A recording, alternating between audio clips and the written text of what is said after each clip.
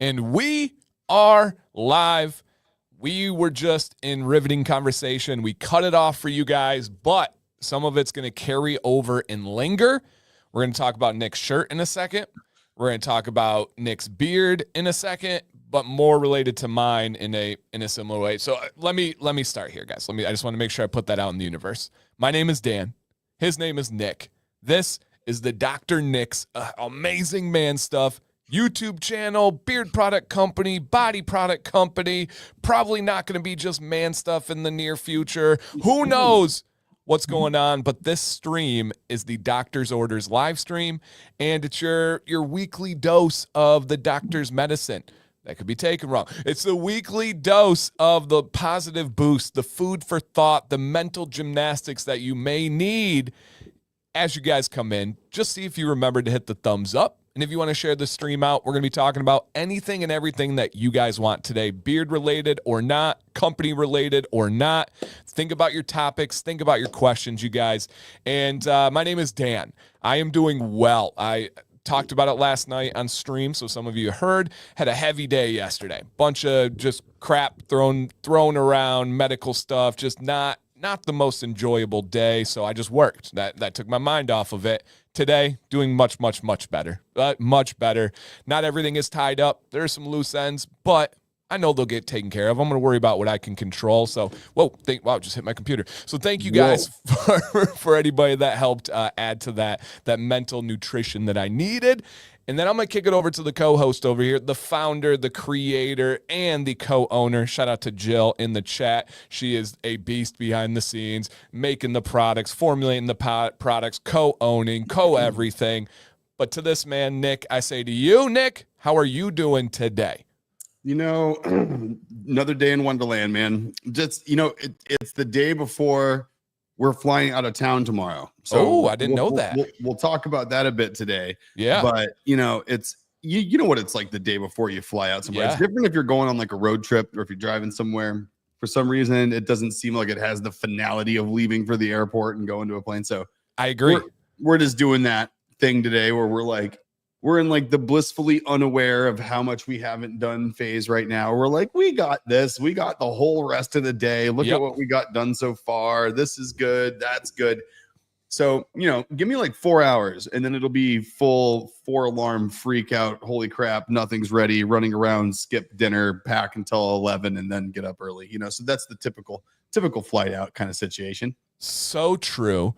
And the dip, because we, as a family, we drive. We've never flown with the family, but I do fly, right, for different work situations. And you're right. It is the finality of flying because you have no, margin of error. You have to be there by a certain time. You do not have the option of forgetting certain items. If you're driving, you got wiggle room. If you forget something, you got our CVS on the way. Get a CVS. I was literally about to say that. You're good. Yeah, you can make it work, but by flight, a little bit more restrictive.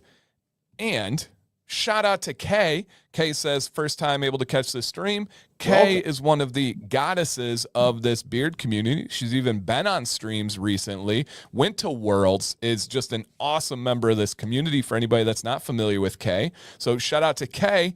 And on the back of that, we have a new name in the chat, Empower Fit by Amber. This is the newsletter Amber. This is Kev's wife Amber, or should I say Amber? Yeah, no, Kev's wife Amber. Yeah, is that the right way? Yeah. Yeah, okay. We identify Kevin based on his wife. So got it. Yes, not vice versa. Yep. And huge announcement yesterday, Amber officially has now registered for her classes to become a personal trainer.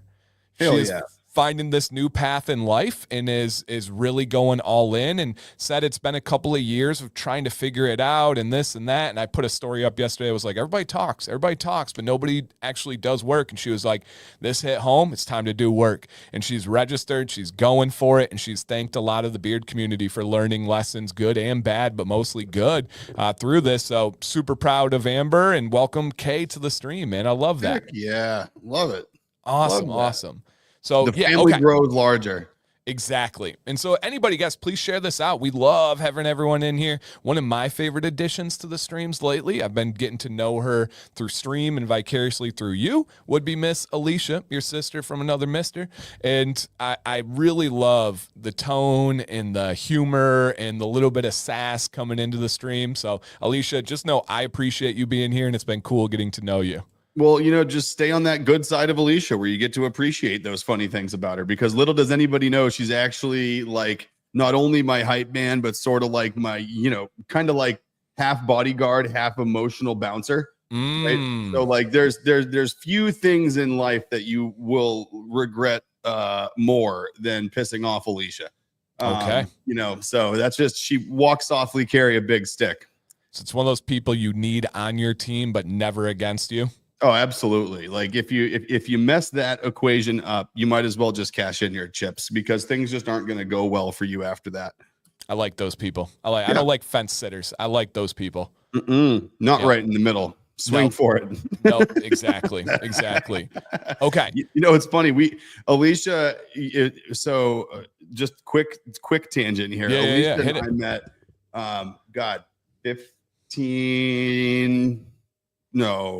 20 years ago. I mean, that's right. Cause it was like what, 2006, I guess. I mean, it's like right around 20 years, 2005, 2006, something like that. Yep. That'll be my graduation 20 year next year. It was funny. So we met at a place that we both worked at. I just moved to Florida, and I just moved back to Tampa area like 6 months before I took this network engineering job at this company in Tampa. And Alicia started working there shortly after I did. I didn't work there a terribly long time before she started working there. So my now business partner down in Florida, Tom, hired Alicia, and she was doing various things, customer service related. And then, kind of working in the network operations center, doing initial ticket triage. Like, someone has one of their customers that they do tech support for, they call up, they need to tell someone what their issue is, get the right person. Alicia does the initial triage, did all that stuff, and then got him a ticket and got him assigned to somebody. So quickly, Tom, being having the acute ability to understand people past their, what is at face value, recognized something in Alicia, which most people would have recognized as being a bit of a tyrant. And Tom recognized as like a very unique talent of being able to just make people do what she wants. And so there was this constant challenge in the tech support world when you're a company like supporting other businesses. Like, you have to make these people leave their computers on at night so they can do backups back in the day, right? Okay. It's not the case anymore. But back then, in the old days, you had to leave these things on overnight so the agent that was running could do the backup overnight. And what would happen is people wouldn't do those backups. And then something bad would happen, and then you would be in trouble for not having a backup. So Alicia's job was for both backups and for patches and for updates, that if you didn't leave your computer on and someone told you nicely to leave your computer on, Alicia was the one that you heard from. The second or third time we told you to leave your damn computer on. And so Tom basically used Alicia as like his enforcer. And then so like people, you'd hear it like in the knock, be like, listen, I'll assign this to Alicia, and then you're going to hear from her next. If you don't, yeah, I thought so. All right, good. Yeah. And so like she became like not only like an intimidation tactic, but she was like literally the network operations center enforcement agent. Like if someone didn't get a response from someone, if someone wasn't replying, they weren't complying, whatever it might be, assign that over to Alicia, and she would in one way or another get those people. All of a sudden they were like lapdogs. You had like these CEOs and surgeons and like high up doctors at surgery centers like calling her like, ma'am, yes ma'am, sorry about that, yes, yeah, Dang. And like she had people eating out of the palm of her hand before too long. So that's how Alicia and I first became acquainted with one another, was at that place. I love it. Yeah, she would have been a good bookie, a good debt collector. Oh yeah, exactly. Like you just don't want to mess with her. It reminds me, another tangent. This is how this works, guys. We just kind of bounce and talk about anything you guys want to or anything we want to. Reminds me, and not political, to each their own on any thoughts, but in Michigan, when I first started teaching, when you entered the workforce, you by law had to join the teachers union, and you didn't have a choice. It was automatically taken out of your paycheck. It was like not a right to work state. And then about 5 years into my teaching, Michigan became a right to work state, and so you could opt out of the union. Well, when I was teaching my first 5 years, we had a pay freeze. I had $0 gained, even though the cost of living went up each year. Pay freeze my first 5 years. Also, they would send out like teacher union like polls and try to get feedback. And so they gave a list of like 10 things, and they said, rate your priority on these topics for us to fight for with the schools. Number 1 was pay, to get more pay. Number 2 was insurance benefits. Number 3 was classroom size. Number 4 was something ridiculous. And then number 5 was retaining jobs for teachers in years 1, 2, 3, and 4. Well, I was a teacher in years 1, 2, 3, and 4. I didn't care about classroom size if I didn't have a job. I didn't care about all the other stuff if I didn't have a job. And so I was paying this union thousands of dollars a year, literally, to not fight for my job. I got pink slipped, not because of my merit, not because of my accomplishments, an actual award-winning teacher. I got pink slipped because I was the bottom of the totem pole, and they would rather fight for things that didn't matter to me. And so I left the union because why would I pay someone to try to get me fired? That's crazy. Right. Well, and teachers are not the most like usually like masculine, strong people in the world, generally speaking. And they tried to use like intimidation tactics on me, and it was hilarious. I had one guy come to my door during lunch, and he was like, "Hey, I happened to see an interesting list that didn't have your name on it." I was like, "Cool, what's up?" And they were like, you don't think that's kind of messed up? I said, you coming to my door during my lunch and waste. This is literally my words. I said, you come to my door during my lunch and wasting my time? Yeah, I do think that's kind of messed up. And he was like, oh, I'm not here to bust your kneecaps, not during school hours. I'm 6'3", 220. This dude is like pudgy, short, has like his muffin top hanging over his dress pants and stuff, and talking about not breaking my kneecaps during school hours. I laughed. I was like, and I told them, I said, teachers union, you need better enforcers. This is a joke. You need Alicia. Like, if you're going to put some pressure, don't send Mr. Muffin Man over to me. I laughed at him. It was hilarious. And it was a teachers union. Like, stop it. Stop it. Oh, it was so fun. So fun. Now. People are crazy. Be like, it should have been like, I saw a list that had your name on it, and apparently, based on the things that you guys are fighting for, we're not even friends. Right. It's my not friend. Yeah, I could have told him a couple lists he would have been on, but I may not have had the job. And Alicia says eventually they were giving me Christmas gifts. Oh, they totally were. I wouldn't call those gifts, Alicia. I'd call those more offerings or bribes. I think that's what those actually are called at that point. Yeah, that is to the Alicia gods. When someone is giving you something to thwart off either evil or would be harm to them. And if someone gives you, a gift out of, a fear-based response, that's, Yeah. No. Not sure. So, bribes. I think bribes is what the bucket that falls in. Those are fine, though. I'm a firm believer in bribery. It's a capitalist market, right? Capitalism, baby. Yeah. Bribe all you want. Come on. All right. Next topic. Nick, you have on something that you don't normally have on in your adult life. Tell the people about it. Where's the mindset? What's up? I don't know. I have no idea where I can. So there's, I've worn, this is the second time in my entire life that I've left the house in a white t-shirt. It's aside from like a Gwar concert. I know I was about to get called out by Alicia just then. That's different. You're wearing a white shirt for like maybe an hour before it gets covered in fake blood. So then it's red. That's a red shirt. You put it away. That's a red and blue shirt. It's not a white shirt. So like this is, second time ever leaving the house in a white shirt. And then boom, just straight on stream with it because why not? It's hot outside. The first time I did it, I was like, wow, this isn't so bad. I didn't catch on fire like I thought I was gonna. And Well, hold up. Here I JB am. as a guest. You came out of the house in a thong. First time ever.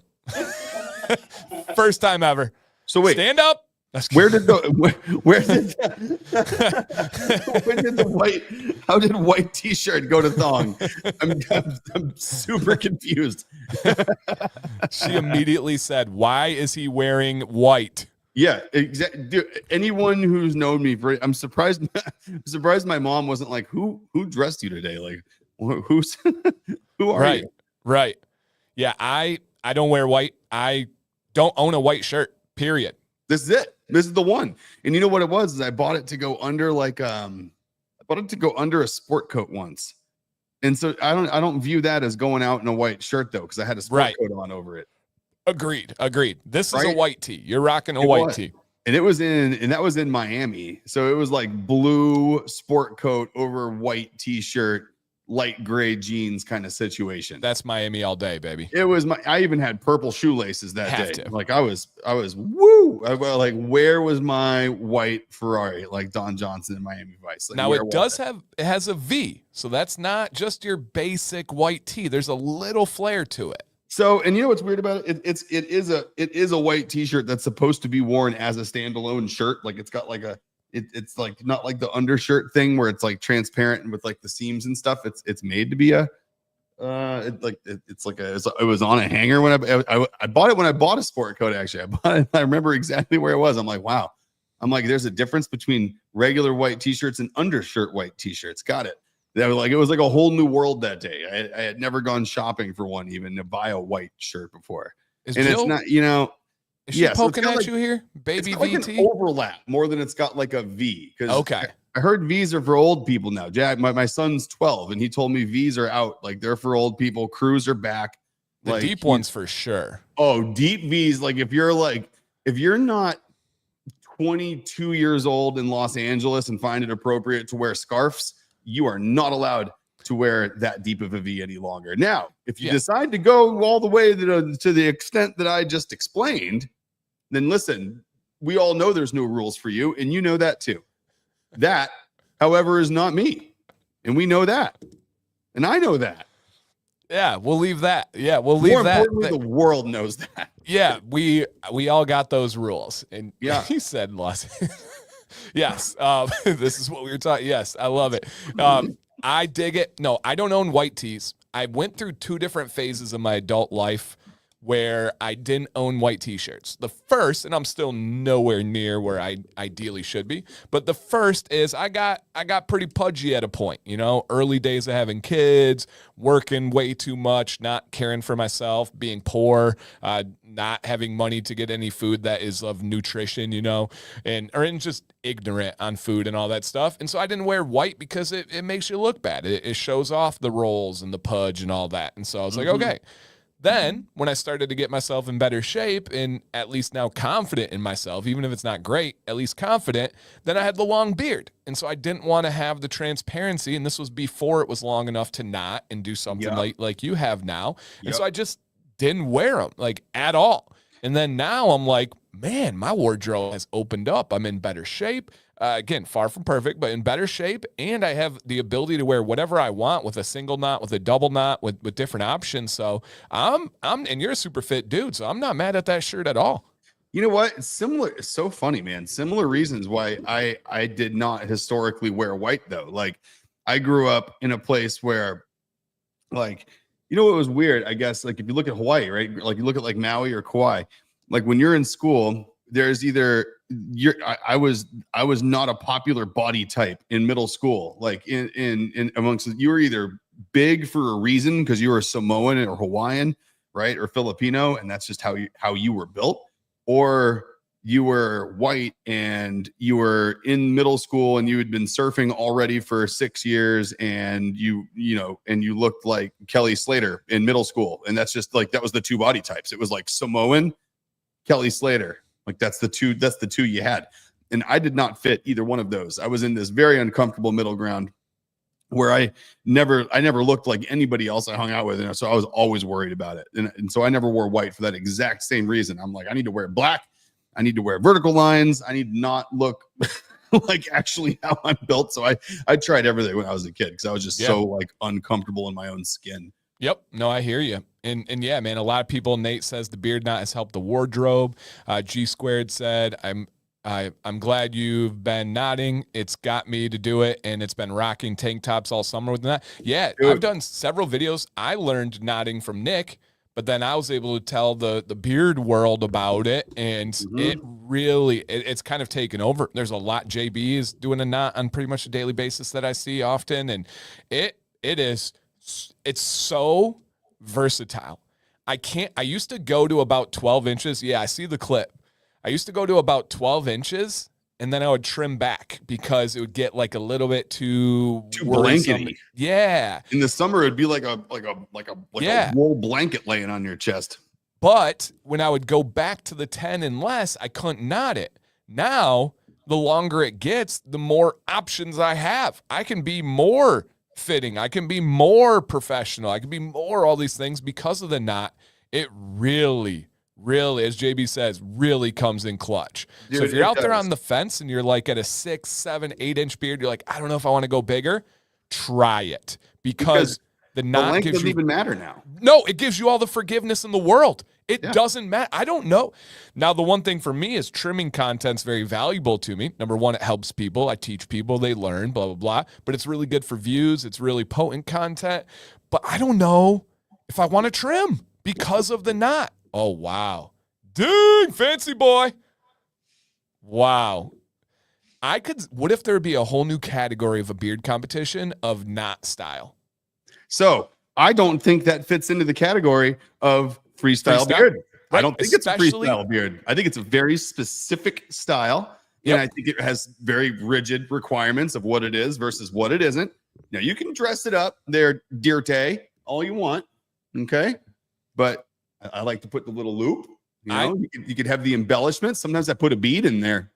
See, I think we do it, but with no assists, because the freestyle is the glue, the hairspray, the everything. Oh, so no clip. No clip. I think we go straight knot. And because you've done like the double with like the pull through, you've done almost. I got like 8 different buns. Like, listen, like if I was trying to sell like berets and like the flippy hair thingies in the 80s that the girls used, like I already got like I could have an infomercial. Like if everyone in the world had a beard, like I could definitely have an infomercial for like 8 different beard knots and like a way to do it in 4 easy steps. What if I got 2 3 easy payments? 1995. I filmed a video yesterday and I stopped it. I was like, it was nothing. It was not a product video. It was me teaching something. I was like, I sound like an infomercial. I was like, in 30 seconds or less, I will change. I'm like, whoa, easy, dude. But I got 2 thoughts on this. All right. Natural beard knot, no styling aids, no glue, no anything. I could see one being just bring your best. What do you have? Like, I like that loop there. I like the bow tie. I could see somebody doing a real bow tie. I also like the thought of like you get 30 seconds, show us like how many versions you could do and like just showing the versatility. The first one's probably the right answer while I say it out loud, but there could be something if we're trying to be different too. I mean, you know what? So hold on. And this is where beard competitions need like little intermediary events, I've always thought, right? Yeah. Like, where's like the beard skills event at the beard competition where it's a duel? You get 2 dudes with beards, you got to sit there. First one to bun, hands off with no hair falling. Like, boom, that guy wins. Like it's like a beard chugging competition, but for beard styles. Dude, First one to bust out a full braid and put a rubber band on the end. Go. This is real. Like, imagine the duel, like the beard knot duel. Like, all right. Yeah. Or no hands touching first. You have 1 minute. There's these many nuts, like the screws, nuts. Yeah. How many can you get in your beard, tie it where it stays unassisted, and then it's the risk, right? You have a minute. How many do I thread through? How much weight can I hold? And the person that has the most, all of them. that's it. That's the event. That is between That is between events when they need to get people to stage, when they need to get the people off the stage, when they get it set up. Getting judges lunch, getting a quick snack break in. They usually just have to kill it with dead air and keep people in the damn room so no one wanders off. But now you keep people in the room. No one wanders off for the next stage. A beard weight pull. You have plates on a table. Tie 100%. Your beard to it. Who will pull the most weight? Oh yeah, beard catching competitions. Who can catch the biggest ball in their beard without it falling through, or smallest ball without it falling through? You start with the big one. You and I, world champions, instead of like a burlap sack race, we tie our beards together and have to run a race. Dude, are we creating something crazy right now? We're creating what is going to be the X Games of beard competition, because now we have the Olympics, right? We have the Olympic scoring, but now we got like the edgy side and like the competitive skills-based beard events. Whoa. And we get to MC it though. That's the only catch, is that they can license this wherever they'd like to across any beard event. And we'll make sure we bring in the structure, we bring in the guidelines here. Yep. And we also bring in the time for sideshow time. Bring out Nick and Dan. What are we doing today? It's like Florida man games, bearded man games. Oh, yeah. Alicia says the beard tie race just imagine that visual. Just me and Nick. God, Nick, why are your legs so short? Why are you a gazelle? What is going on? Pull over. Oh my God. This is amazing. I love the strategy of like how many nuts can you get on the beard and tie it, and like you said, hands off. Then they fall out. And it's like, oh my gosh, how many braids can you do in a minute? How many, like there's so many things. Who ties the best knot behind their head and has it wrapped back here? Yeah. What would be our awards? Who can get the most coverage by tucking their beard up under their sunglasses and using your beard like a blindfold? Oh, you get a flashlight that has different levels of lumens, and we black out the stage, and whose beard can black out the highest level of lumens? Oh, yeah. Yeah. Yep. Our awards, I think gluten-free Oreos. That would be appropriate. Bring in the freestyle guys and see which freestyle beard from the side makes the coolest shadow puppet. Start your own events. Well, we do have some ideas down on our idea list, such as a beard competition at a rock festival. That's one's still on my head heavy. Oh, it's still right there. I don't know if there's a better fit in the world for a type of beard competition for a rock festival. There really isn't. They would be entertained. Like, who cares about like who has got this? Because if you think about it, think about this. You can't do at a metal festival what you would do at a normal beard competition. Because a beard competition, you're not going to have the this style, that style, the bow, the chop. That's you can't go and judge based on style and adherence and length. You then take any of those styles and what can you do with it? That's it. Like, that's it. The content from that, number one rule is you don't try to go viral. But tell me that that's not a crazy viral clip, especially if we can get a news broadcast there to cover it and have official coverage. I mean, with that much follicle fun going on, you tell me they're not going to be all over that? Dude, we will. If you can get that local rock fest, we can contact, what is his name? Ian? He left the news, but he has his own like marketing company he works with now. Yeah. Real handsome dude. Yep. We contact him. I know he'd be there in a second. I still interact with him a little bit. Man. This could be a winner. Oh my gosh. I love it. Beard shadow puppets. Stop it. Dude, well, that's what I was saying with the freestyle guys. You get all of them to come on stage and forget judging their freestyle. Which one of their styles makes the coolest sock puppet? Stop or it. Shadow puppet. Shadow puppet, yeah. That'd be awesome. Like, it looked like, it's like that one looks like this. Now it looks like you see the guy like the big spider web thing. You can get it in the wall. Wow. Like the bat symbol. Dude. This is insanely cool and insanely creative. And instead of Dizzy Bat and instead of like the potato sack race, what you have to do is take a pair of sunglasses and put your beard on over your glasses with them and then make it from point A to point B while blindfolded with your beard. Yes. I mean, that's one right there. Wow. Best hidden beard. Oh, hold on. Hey, sir. Office manager wants to get out of the studio. Hey, sir. What's up, buddy?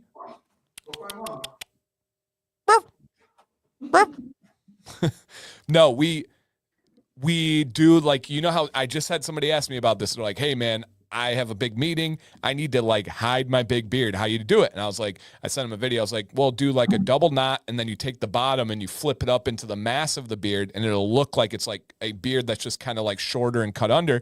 You could do a beard that is like hidden beard.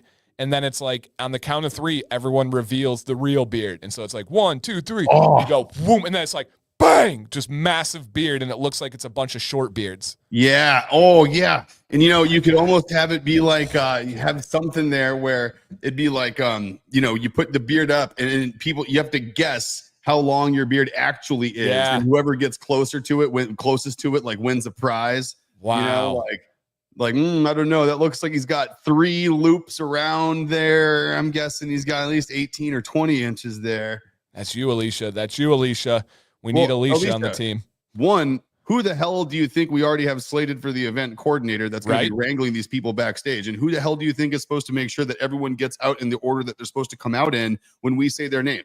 I love that. I want them to fear for their personality if they're in the wrong spot. I want Alicia to have I want them to be like, no, I'm second. I am here. I am ready. Right here. No. Yep. And someone would walk by with like free, I don't know, hot dogs. And they'd be like, I can't move. I can't have a free hot dog because I need to stand right here because Alicia said so. And if I move, it's yeah. Hey, what up, Jay? Good to see you, man. And Jay had the coolest comment yesterday, not to divert from this amazing conversation. He said that his daughter's 4. Yesterday, she saw her first ever rainbow. She saw it and said it was so beautiful, she started crying. Oh, how really? cool is that?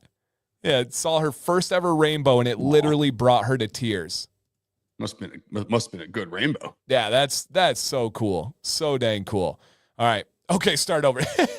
No, the amount of amazing things we could do with this is just insane. No, I think this is great. I mean, it's been a long time coming, the X Games of beards. Like, we've had our rigid, classic, old-fashioned, rules-based competitions. Right. Okay. Let's keep that in mind. Oh, this is definitely going to happen. This is going to be fantastic. Okay. Couple more things. We still have at least 2 on the schedule. And thank you guys for hanging out, man. We've got a great amount of people in today, especially for a Tuesday at lunch. Insanely cool. Quick note, we'll remind you at the end of the stream, and it'll be on socials. And the replay will always be available, you guys. But next week, due to family circumstances, life circumstances, we are doing an early show, and we actually thought it'd be kind of cool. Next week is going to be live at 8 a.m. Eastern. Now, you're like, damn, that's 6 o'clock. We get it. Maybe you can get ready for work with us. Maybe you can drive to work listening to us. But the replay will be available for the rest of the day. So if you're like, Dan, we listen during lunch break, it'll be there for the replay, I promise. But 8 a.m., and the topic is going to be morning routines, and Nick's location might even be different because it'll be where he's at during that normal morning routine. So that's right. Tune in, guys, next week, 8 a.m. I'll make sure all of the social and all of the stream and everything is lined up so you guys don't forget. So, yeah. Oh, that would be cool. Trophies, gold, silver, bronze combs. Yeah. Yep. Oh, I love this whole thing. Or like different exotic woods combs made by Nick. And so it's like Purple Heart is first and zebra. That'd be cool. Yeah. If Nick ever gets off his ass and makes some combs, I mean, that guy, I'll tell you what. That would be cool. That'd be really cool. Okay. Next thing. So as Nick and I were talking and doing our thing before the stream, he was also eating his lunch because that's what entrepreneurs do. They talk and eat their lunch in about 5 minutes, and that's about all you have, Yeah. And so he was doing that, and then I was like, you ready to go? And he was like, I just got to make sure after just devouring this salad. Yeah, he ate a salad, guys. This guy. He was in front of Dan, the whole thing. He did too, man. Oh, Dan's not going to eat for like a week now. I just ruined his appetite. I called him an omnivore. And so he got me. Nate says, wait, y'all get a lunch, right? And so he's stuffing his face. And this is a pretty regular occurrence. It's like, I got to get this in now, man. I got 10 minutes, 5 minutes. So, but then he's like, I'm like, you ready? He's like, oh, I got to make sure I don't have anything on my beard. Dudettes. So Maddox had a soccer tournament in Ohio this weekend. The whole fam went down Saturday, and then Sunday was just me and him because it was a longer day and we didn't want Violet and all that stuff, And so we go down, we get B-dubs for lunch in between the games, and went with a like his best friend on the team and his dad. Cool dude. I've only known him for a couple of months, but we've gotten pretty close. I had my normal wings. I eat at B-dubs all the time, never any issues. I go to the bathroom, wash my hands afterwards, because if you guys eat traditional wings, remember the sauce gets in the little corners. You don't want to itch your eye or anything else. And also, you just ate with your hands. Go wash your hands. Right. But also, don't itch after eating chicken wings. You can learn that the hard way, okay? Yeah. And so I wash my hands. I'm in the bathroom, dry off, blah, blah, blah. Good to go. Talking to them, hanging out. You guys ready to head back to the fields? We're going to go watch another team play. Actually, 2 different teams play that we're friends with. So we get to the one field, and I'm talking to it's actually like future parents on his new team. And then I'm talking to another guy. He's an Australian coach that I keep running into, keep coaching against. We're just chatting, talking to his wife, having a grand old time. I go across the street, and then we're watching another game of his old team and talking to this dad, talking to that dad. And I'm sitting in a chair. The Goodyear blimp goes by. What? That was cool. Didn't know that was still a thing. Just right over the top. Whoa. And I'm taking pictures. I go to look down at the pictures. I haven't looked at my phone in probably an hour or so. And I'm just enjoying the day, the nature, all that, being with my son. I go to look down, and in my periffs, I see little driblets of some mild buffalo sauce all throughout my beard. I just spoke to probably 12 people that are decently close in my life. No one said a gosh dang word. I didn't notice because when I was on the inside lighting, it didn't show up. But with that sun, that actual natural lighting, it was just like a glistening disco ball. So I run back to my car.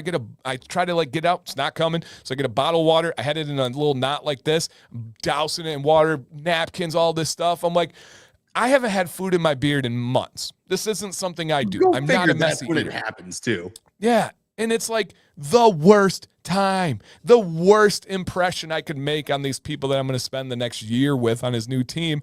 And it was the perfect storm because Sam would have told me, Violet would have told me, Maddox is so ADHD'd out, he didn't notice. And then these new people I'm getting close with, but they must not have felt close enough where they're like, hey, Dan, you got some crap in your beard. And so I'm just mortified. And I'm like, do I acknowledge it in case they saw it? But then I'm opening the door if they didn't see it. Now I'm putting something in their head that I was eating, got food in my, I was so upset. I was like, what an idiot. What a dummy. How did I not notice?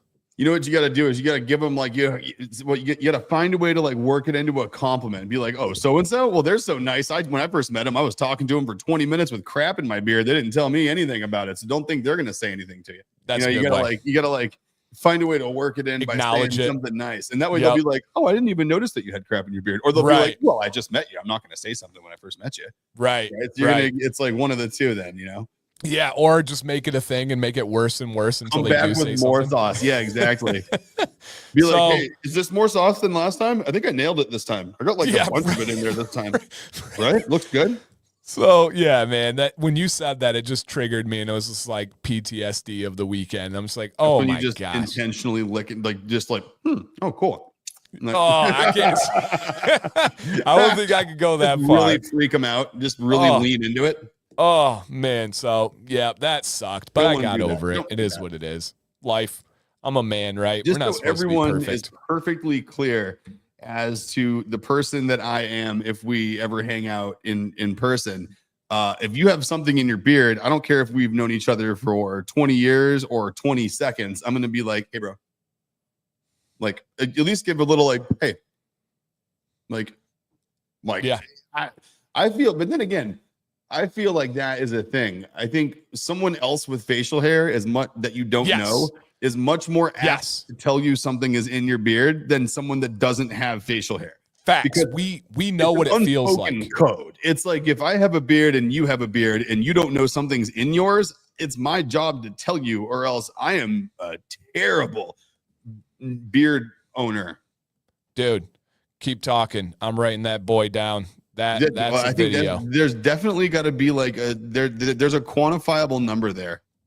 Speaking of quantifiable numbers, Leo, I got your email. I think I have a draft open to one of them from last week, and then you sent me another something about, and you were following up about something that I was asking about. And What I see both of them. They both have stars next to them. So I will get back to you this week. Just want to make sure you didn't think that I was missing them. Nate, the title's already made. The video's already on the idea list. That will happen. You guys saw it birthed here live. Nick is a doctor, by the way, by definition.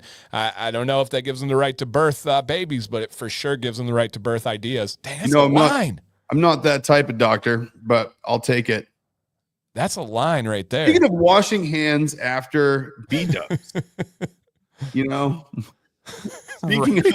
speaking of washing hands after B-dubs, I read this interesting article did you know that way back when there was, before doctors, first of all, the guy that suggested that doctors start washing their hands between the morgue and open surgery got locked away in a loony bin because he was scared of germs, and people ended up thinking that he was crazy and they locked him away for suggesting that after you touch a dead body, before you go do stitches, if you don't want that cut to get infected, you should wash your hands. And they're like, crazy talk. Listen to this guy. And they locked him up and put him away. Whoa. There was this crazy number where back in the day, midwives were much more successful at delivering babies without complications that killed the baby or the mother. And it turns out, did you know it was because they had the practice from the beginning of washing their hands and doctors didn't? No. In the days where there was midwives that statistic existed, the reason doctors had more birthing complications and killed more pregnant women than midwives did wasn't because the midwives knew something about childbirth they didn't. It was because they just had it in their heads that they should wash their hands. And it started off as a religious requirement where you needed to purify and wash your hands. And it was part of like the ritual. And so midwives washed their hands and therefore had less child fatalities giving birth than doctors did, because at the same period of time, doctors did not practice the idea of washing hands and didn't believe in sterilization. And had to sig in their mouth while doing it. Oh, yeah. And came from just like, yep, that definitely looks like Black Plague that got that leg. Yeah. No, that's definitely, Black Plague for sure. And they put it down and all right, it's a boy. And like no washing hands in between. And it was just like dead. Wow. Hey, shout out to Steve. Steve, this is Nick. Nate's in the chat, another company owner, great dude. But Steve is first time, and he says he's tuning into the show, and he is a South Shore guy. Oh, right on. Heck yeah, man. I love how we had more South Shore people hiding out down here watching us. Chris is usually listening too, but man, I love how this community's growing on this stream. That's so cool. So much fun. Yep. So that was my beard flavor saver experience. That was a little bit mortifying, but whatever. It is what it is. Oh God, it is what it is. So, and I love this. I started this earlier from Leo when I was talking about the enforcer of the teachers union. I saw this come across when you were talking about the union enforcer. I got a call and they said, "You're at the top of my list." I said, "Now you can call the next name, which is now at the top of your list." Like, "Sir, check, you got it. Move on." Yeah, nailed it. Love that. Well, you're making great progress. Yeah, we know Dynamite's the mixer of the community. It takes usually two different blends or sometimes more, puts them together, and he mixed key lime pie with Johnny Ray 3rd anniversary, which has some lime in it as well. And he said it's pure bliss. Heck yeah, love that. Love that. Alchemy at its best. Key lime pie, you guys, is on the chopping block, right?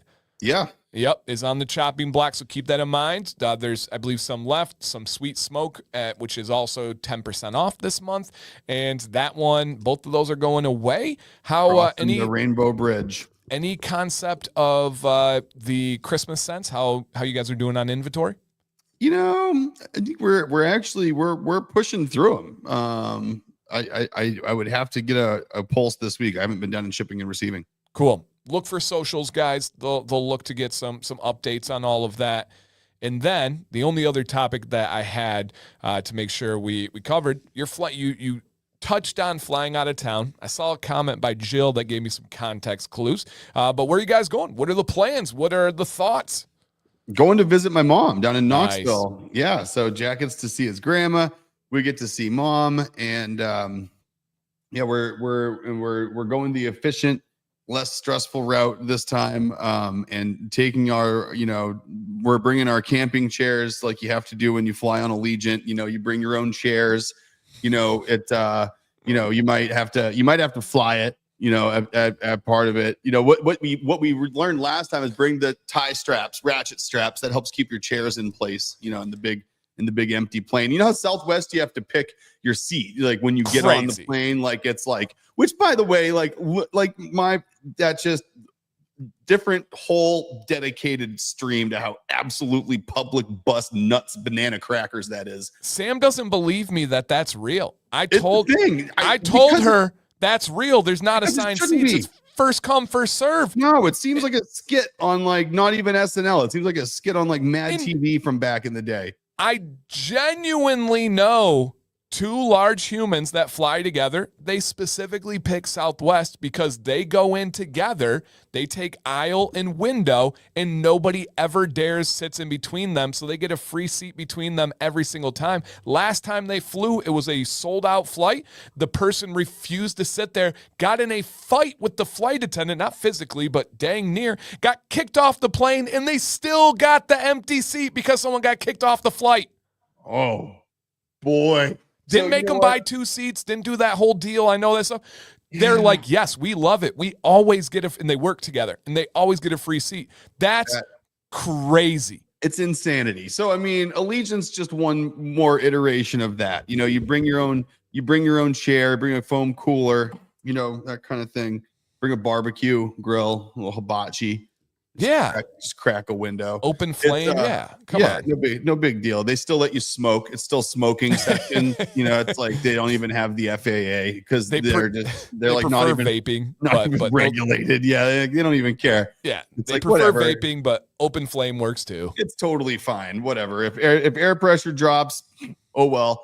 Dude, have you flown Southwest? So I flew Southwest exactly one time. I never have. It was in my 20s. I was like, wow, I have way too aggressive of a personality type to fly Southwest Airlines because I'll get a good seat once and the better. See, here's my problem. I'm a creature of habit, but there's also, I'm not proud of it, but there's somewhere here in my brain that's a little entitled here somewhere. Like you give him something once, he thinks he gets it again. That's the problem. Like there's part of my personality that's where Sam. Once you give it to once one time happens, I'm like, okay, well, that's normal. So better is going to be up from there. Let's see what the next one is. That's Sam. No, so listen, I could be completely full of it and tell you that that's not me. But if I'm being honest, that's 1,000% me. Oh, so like if I flew Southwest, the first time I did it, this was the problem. There's like a couple of really good seats right up front, like in Southwest. And like you get the bulkhead, and it happened to be a bulkhead. Oh no, it was even better. It was a bulkhead, had the two seats up front, and then the one behind it had three seats. So you had no one in front of you for a whole row of leg room. And it was just a regular seat. You could just take it. And so I got that. So I had like a whole row of leg room in front of me with like all my stuff and like had legs like spread out. It's like, that's so nice. And I remember what happened. I started to book that flight again. And I'm like, well, what happens if I don't get that seat? I'm like, oh, well, there's no guarantee and I can get that seat. I don't want to sit anywhere else but that one. Right. And I'm like, nope, can't do it. Like, because if I know what would happen, it'd be a 6-hour flight where I'd be like stewing the whole time, pissed off that I didn't get what I got last time. Yeah, I couldn't do it. You can't do it. I need to be able to pick my seat. If there's one that I like, I got to be able to pick it. Like, and I'm not a rush guy. I don't run for deals. I don't run for spots in line. Like, I'm not at Disney sprinting to get to the ride. I can't. My it's just like getting there. I just can't do it. I can't do it. So it wouldn't fit me at all. Once I saw like people walking, like pretending to like not rush, but like rush, kind of like half rush walking to try to get past someone else. I'm like, nope, not for me. Nope. I'm not doing this. Somebody's gonna like the marshals of airplanes. Like it's like you have one size 32 jeans in there somewhere, and I have to rummage around for 30 minutes and find them. Like, no, like this is like it's the exact same situation. Not doing it. I want to go pick it out. That's wild. And we're flying Allegiant.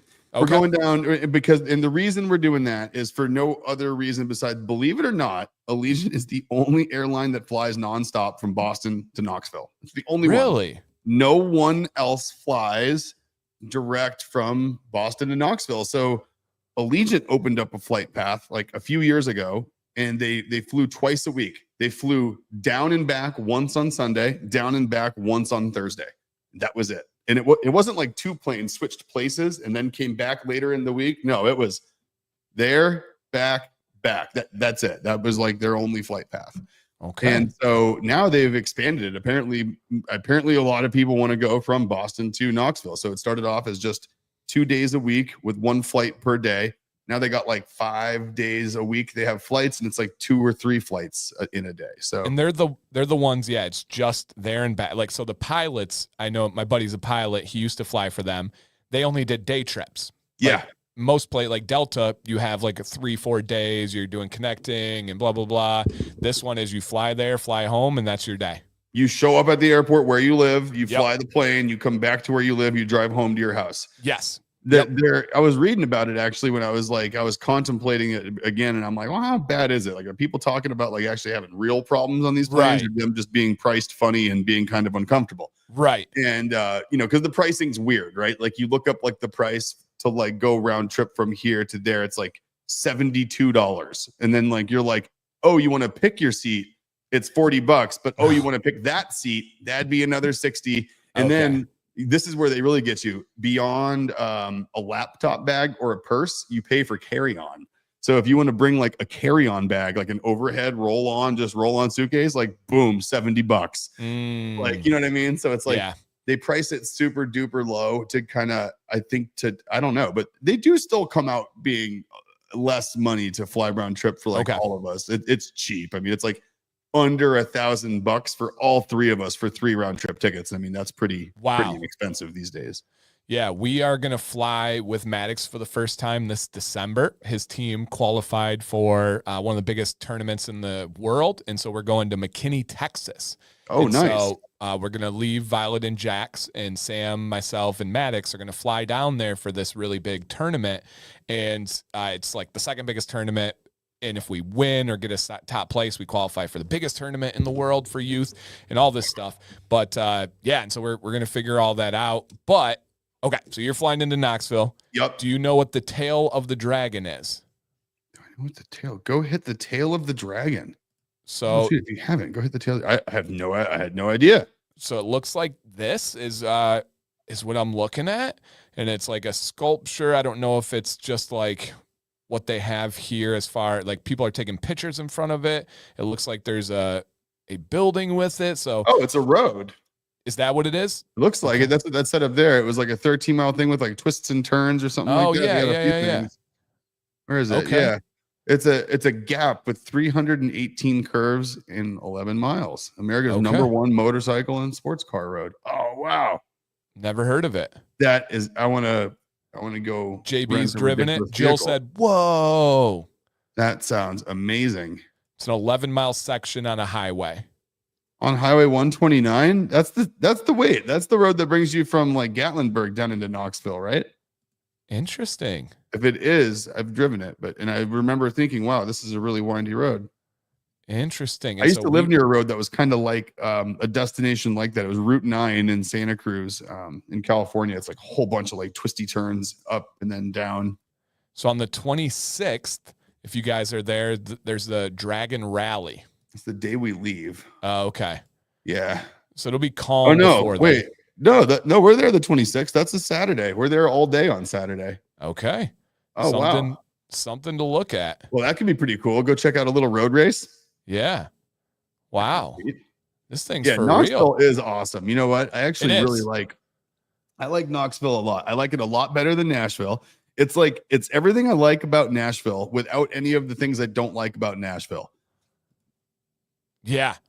Because there are a good bunch of things I do like about Nashville. I like the food. I like the music scene. It's pretty cool, but it's like, you can only handle so many brides or, bridesmaids parties before it's like. I really liked Franklin. I really liked some of the surrounding areas. I really, really disliked downtown Nashville. Like, really, I don't do well with drunk people, inconsiderate people blowing cigarette smoke in your face everywhere. It's pretty much downtown Gatlinburg, but worse for me. So yeah, I did not like it.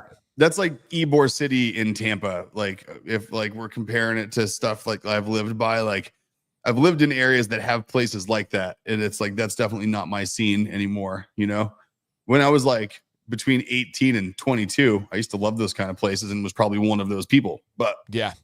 no longer. Yep. Yeah. The drunk girls, I just can't do it. I can't do it. It makes my skin crawl. It's just not. Literally, yeah, like I can't do. That's why I couldn't deal with Austin. You know, Austin's great At but night. It's like, but it's like full of just everyone is just hammered and it's like unless you want to go walk around hammered, it's not much fun to interact with those people. In Nashville, it doesn't matter the time. We tried to go for lunch there, and all the bridal parties were down there drunk at noon. Just all of them. And it's every country music star has a bar. You know, it's just this bar, that bar, this bar, Dolly Parton's bar. It's like this. You got it literally, it's like it is. And it's like you feel the machine, and it's like they all have like the laminated menus at the bar, like welcome to so and so's blah blah blah kitchen, rock and roll, blah blah blah. And you're like, okay, cool. Like, yeah, exactly. Yep. No, same thing. Not a fan. Little Cali. It is little Cali. It is. It's Calexis instead of being Calexico. Right.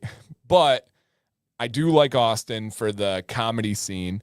I do like Austin because they have some cool, like the art and stuff is really cool in Austin. It's just more so the people. Austin's keep Austin weird. And I like Austin. I like Austin being weird. I have a tattoo from Austin. I really like San Antonio. That's been some of the best food I've ever had in my life for like a vacation with San Antonio. That's because you and I could eat Mexican food for breakfast, lunch, and dinner. But Dan, the people that travel with us cannot eat Mexican food for breakfast, lunch, and dinner. And eventually they want something different.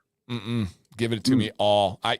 Breakfast, please. Oh, huevos rancheros, like all day. Like some hot sauce. Come on, please. You and I were in Daytona for a whole period of like 24 hours. And all we ate was Mexican food. All I ate was Mexican insanely food. Good. It was so good too. Oh, I could just imagine. When I went to see you, we had Mexican food. That's all we did was eat Mexican food. Yeah, totally. Leave it up to us. That's what we're doing. It's like that's just normal food. I just thought of that just like a day or two ago because Shelly, one of your wonderful employees, she posted on Facebook because she, I believe, is serving at a Mexican place, and she talked about how they have like fresh tortillas and all this stuff. And I was like, I don't know if it was the place I went to at Nick, but that place had fresh tortillas and they were fantastic. Oh yeah, Jefe's is better fresh tortillas. Those are hand pressed like daily there out of they're so damn good. They're like everything they make there is really good. Yeah. Is that the one we went to or Shelly's?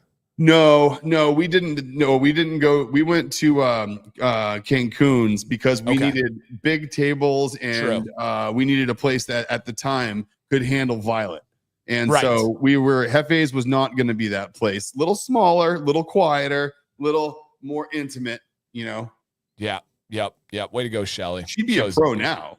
You know, that would have her name all over it these days, you know. Well, and it's not that she did anything wrong. It's that those people just weren't equipped to handle the full awesomeness. That's all it was. And Violet could handle anywhere now as long as Jill is there. She loves Nick. Always talks about Nick, but she's obsessed with Jill. And as long as Jill's there, she's good. Yeah, she'll be on Jill's lap the entirety of it. There's zero problems if Jill is around. So that's the good news. Oh my God. Yeah, I'll eat Mexican food 8 days the same. Literally. Same. I don't need anything else. No, like when I was out in California, like I lived in a super Hispanic neighborhood out there for a while. So like, it wasn't like you had to think of like Mexican food. That was just food. Like you had to think like American food or like Italian food if you went to other places. Otherwise you were just getting Mexican restaurants. Yep. That's all I ate. I think I ate a burrito for lunch for like 2.5 years. I love it. All right, guys. Well, get ready for this news. It has been an hour. The show is over. That is crazy how fast it goes. And man, absolutely appreciate you guys just a reminder, we will be live 8 a.m. bright and early next Tuesday, and we'll talk about our morning routine. We'll talk about Nick's trip. We'll talk about my family's going camping that day, and so we'll get it all tied up and good to go. Just a reminder, Christmas in July supplies are out until they are gone. So if you guys want to get something from Yule Treat, which is oil, beard wash, beard conditioner, body wash, or if you would like to get the peppermint bark oil, those are available right now. But again, once they go, they won't be back until Christmas time. So just something to consider there. And then also key lime pie and sweet smoke campfire. Those are being chopped and are available until they run out as well too. Please don't send the angry emails in a month when it's out of stock and you're like, I missed this, why can't I? Here's your chance. It's right now. It's not FOMO, just letting you guys know it is what it is. And so it's out there and available. Nick, final words to these amazing people in the chat that spent their lunch time, work time with us. Man, I just can't even believe it. I hope you got to eat lunch like I'm about to finish doing. And if you didn't, go get something to eat. And when you're done, wash your hands, because that was a good takeaway from today. If anyone has a good takeaway from today's doctor's orders. But with any luck, I will have a cool location next Tuesday in the morning for a morning stream, doctor's orders AM edition.